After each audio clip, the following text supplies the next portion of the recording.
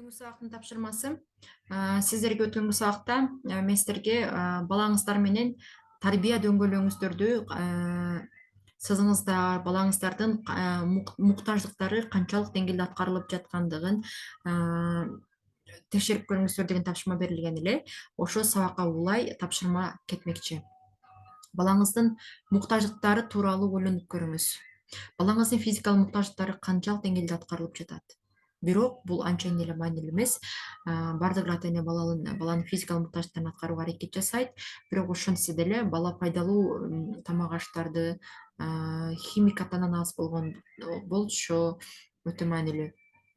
Балаңыздын коопсуздугу кандай? Үй бүлөдө эркин коркпой жашайбы? Баланын ою менен эсептешип суюрматы кадыры канчалык? Балаңыз минус сүйүү алып жатабы же плюс сүйүү алып жатабы? Ойлорун, сезимдерин, каалоорун эркин айтабы?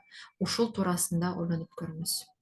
Ал эми экинчи тапшырма, кайсы муктаждык аткарылбай калса балаңызда, кайсы муктаждык аткарылбай калса балаңыз 25-30 жашында кандай болушу мүмкүн?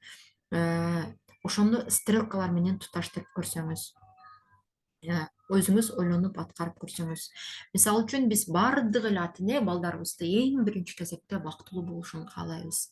Андан кийин өзүнө ток болуусун каалайбыз. Андан кийин балабыздын ыймандуу же болбосо абийирдүү, адеп ахлактуу болушун каалайбыз. Андан кийин үй бүлөсүндө пайдалуу болушун каалайбыз, жеке өзүнүн үй бүлөсүнө. Андан кийин гана ата энесине, бизге же болбосо коомго пайдалуу инсан болсун дейбиз. Демек, сиз шкала менен, жебе менен туташтырып көрүңүз. Бактылуу болуш үчүн кайсы муктаждык керек? Балким коопсуздукпу? Өзүнө ток болуш үчүн кайсы муктаждык зарыл? Сүйүүбү? Ыймандуу, абийирдүү болуш үчүн кайсы муктаждык зарыл? Физикалык муктаждыкпы? Үй бүлөсүндө пайдалуу болуш үчүн өзүн өнүктүргөн болуш керекпи? Ата энесине, коомго пайдалуу болуш үчүн сый урмат көрүш керекпи? Бул сиздин ой жүгүртүүңүз, тандооңуз. Жооңуздарды WhatsApp'тан күтөм. Сөзсүз түрдө группа менен талкуулаңыздар деп оюмду айтар элем.